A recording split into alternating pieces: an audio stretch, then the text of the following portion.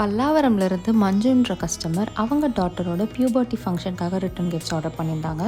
நாங்கள் தாம்பூலம் packs already ready பண்ணிட்டோம், உங்கள் திருக்குறள் ஃப்ரிட்ஜ் மேக்னெட்ஸ் மட்டும் கஸ்டமைஸ் பண்ணி தர முடியுமான்னு கேட்டிருந்தாங்க.